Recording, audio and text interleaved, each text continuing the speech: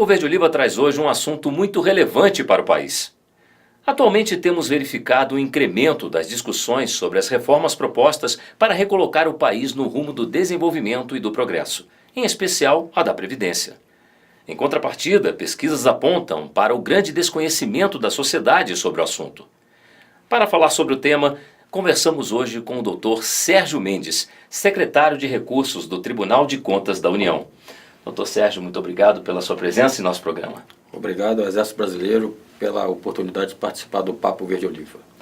Dr. Sérgio, quais as diferenças entre os servidores públicos e os militares das Forças Armadas? É completamente diferente. São questões totalmente distintas. Em primeiro lugar, servidor público presta serviço público. Militar das Forças Armadas é a própria existência do Estado que está em jogo. Não são aproximáveis. Vou dar um exemplo. Estamos num navio, há militares, há servidores públicos, o navio vai afundar, aqueles que podem se salvar, deixar o navio em defesa da própria vida, são os servidores públicos. Os militares ficarão lá no navio, dando a própria vida. Mas é só isso? Não. Qualquer cidadão, se trabalha fora do seu horário, tem direito a hora extra. O militar não tem. Qualquer cidadão, se trabalha no horário noturno, tem direito a adicional noturno. O militar não tem. Um comandante que exerce a chefia de um batalhão, que ordena despesas, paga e coloca a sua vida profissional até em risco, não recebe nenhum cargo comissionado para fazer isso, o servidor recebe. Então são várias diferenças. A família militar. O militar é cotidianamente transferido do local.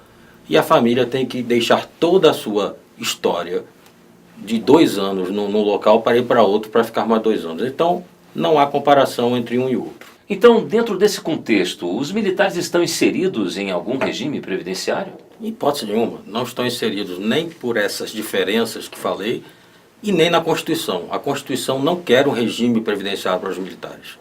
Tanto é que retirou do seu texto o que foi incluído em determinado momento. No texto originário não havia regime previdenciário. Diria eu até que é incompatível se falar de um regime previdenciário para os militares.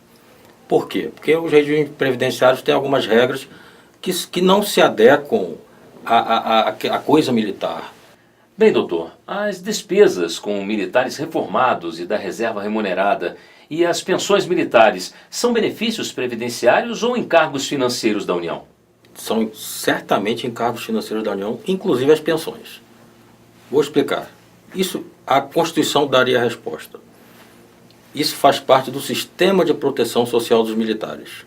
Aquelas obrigações que o militar tem, diferente de qualquer cidadão, que o tornariam um cidadão com diminuição de direitos, são compensadas por outras questões.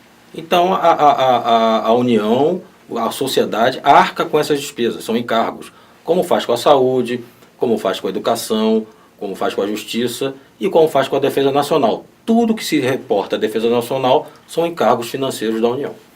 Mas, doutor Sérgio, e quanto aos princípios da integralidade e da paridade, como fica? Inerentes à questão militar. Vou explicar. Como eu disse, as mulheres, a família acompanham o militar aonde quer que vão. Isso leva a que a mulher militar, a família militar, não consiga ter uma profissão longeva, estudar na mesma escola, fazer amigos. O militar vai para campanhas, vai para operações na selva, então a possibilidade de um militar sofrer um acidente, falecer é muito grande e ter uma viuvez precoce. As mulheres dos militares muito jovens, precocemente viúvas, né, por doenças que pegam nas suas operações no norte do país. Então, é possível, é necessária a integralidade. O que é a integralidade? A viúva receberá idêntico ao que o soldo do militar recebia na sua atividade. E a paridade, o que é isso? Paridade é quando um militar reformado ou da reserva recebe igual àquele que está na ativa. Todos os benefícios que foram agregados a quem está na ativa são repassados a quem está na reserva e reforma. Ora, um militar que está na reserva pode a qualquer momento ser chamado, está de sobreaviso para uma operação. Ele não está inativo. Então é preciso que ganhe exatamente igual. A dignidade, aquilo que nós falamos. Eu retiro direitos e não dou dignidade em troca, Isso quebra completamente o sistema e a lógica do ser militar. Doutor, é possível se buscar um equilíbrio atuarial para as despesas com militares inativos e pensionistas? Hipótese de uma. Equilíbrio atuarial, o que é? Eu pego algumas receitas e equilibro com as despesas. Então eu vou dizer o quanto eu devo arrecadar e o que eu posso dar de benefícios em função dessa arrecadação para a sustentabilidade do sistema. Como eu disse, não há previdência do militar, não há que se falar em equilíbrio. O que há é a sociedade saber qual é a importância das Forças Armadas, que está na Constituição, para a própria existência desse Estado, dessa nação, e dizer, eu vou gastar com os militares o que for necessário para manter este meu status quo, esta minha proteção do Estado. Portanto, não há que se falar em equilíbrio atuarial para um sistema constitucional dos benefícios militares. E em relação à idade de passagem para a reserva remunerada, o que o senhor tem a dizer? Ora, se não há regime previdenciário, não há lógica atuarial, não há que se falar em idade para fins de um equilíbrio. A idade para o militar é de acordo com a fisiologia e as necessidades das forças. Eu não vejo como uma operação, um combate corpo a corpo de um soldado aos 60 anos, né, contra um inimigo de 23. Isso é impossível. Então, a lógica das Forças Armadas é uma lógica que vai influenciar também na idade. A idade não é uma questão previdenciária, é uma questão das Forças Armadas. São lógicas completamente distintas. Doutor, o senhor poderia avaliar os impactos da decisão de incluir os militares das Forças Armadas na reforma da Previdência a longo prazo? O impacto é desinformar mais do que informar. Uma democracia só se sustenta sobre verdades. A nação tem que conhecer completamente não apenas o sistema de proteção, que é o que se está discutindo agora, mas tudo que o militar passa durante sua vida. Sua família, o que deixa para trás, os direitos que tem suprimidos e para ao final serem de alguma forma compensados. Não são questões similares, portanto, não é possível unir um debate, um regime de previdência com um sistema de proteção que não tem nenhuma lógica previdenciária.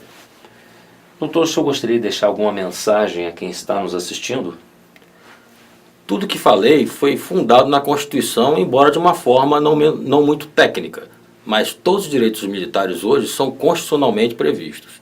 Então eu convido ao público a ler mais, a se informar mais, para que tenha consciência exata do que está sendo debatido e não se levar por questões de ocasião. Doutor, muito obrigado pela presença em nosso programa, que são muito esclarecedoras as suas informações. Afinal de contas, fala de um assunto de interesse de toda a sociedade brasileira, não somente dos militares, não é isso? Eu é que agradeço. Papo Verde Oliva é isso, sempre trazendo um assunto atual para você. Até o nosso próximo programa.